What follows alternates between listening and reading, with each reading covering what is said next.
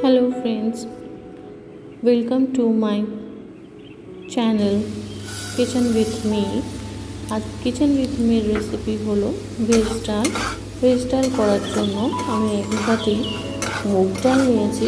মুগ ডালটাকে শুকনো কড়াইয়ের মধ্যে ভালো করে ভেজে নেব। তখন ডালের থেকে একটা গন্ধ ছেড়ে যাবে আর ডালটা সামান্য লাল লাল হয়ে আসবে, তখন আমরা ডালটাকে তুলে নেব। তুলে ভালো করে ধুয়ে প্রেশার কুকারের মধ্যে দিয়ে দেবো। দিয়ে একটু হলুদ আর একটু নুন দেব, দিয়ে 2 থেকে 3টে সিটি দেব। এখানে কড়াই গরম হয়ে গেছে আমার। এবার সর্ষের তেল অল্প করে দেব। তার মধ্যে 2টো তেজপাতা,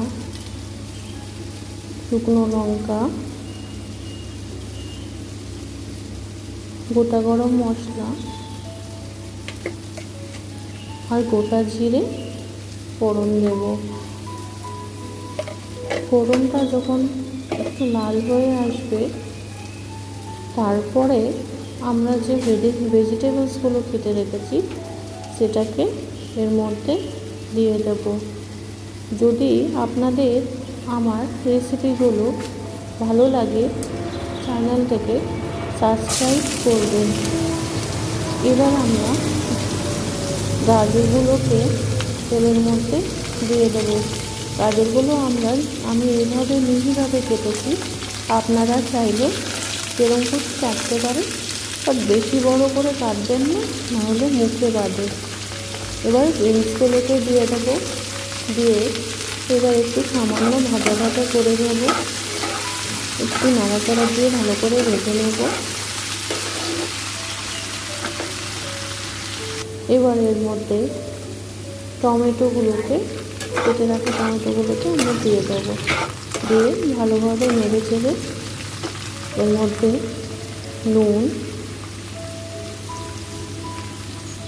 হলুদ, জিরে গুঁড়ো দিয়ে আবার আমরা একটু নাড়াচাড়া করে নেব।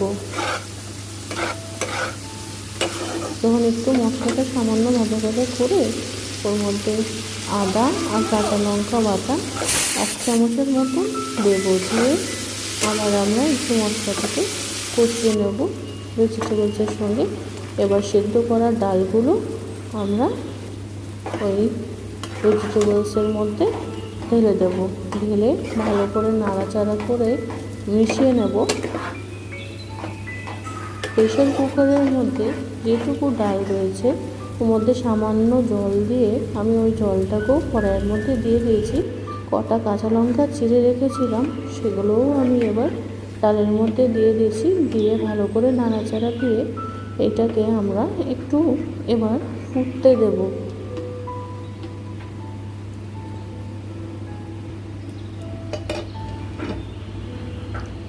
এরকম বিভিন্ন রকমের রান্না দেখতে হলে আপনারা বেল আইকনটা টিপে রাখবেন।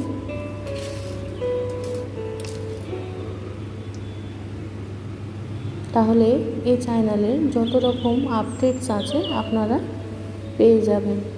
যখন ফুটে যাবে ওর মধ্যে অল্প করে গরম মশলা আর 1 চামচের মতন ঘি দেবেন। ঘি দিয়ে আবার অল্প ফুটিয়ে নেবেন। একটু চিনি দেবেন।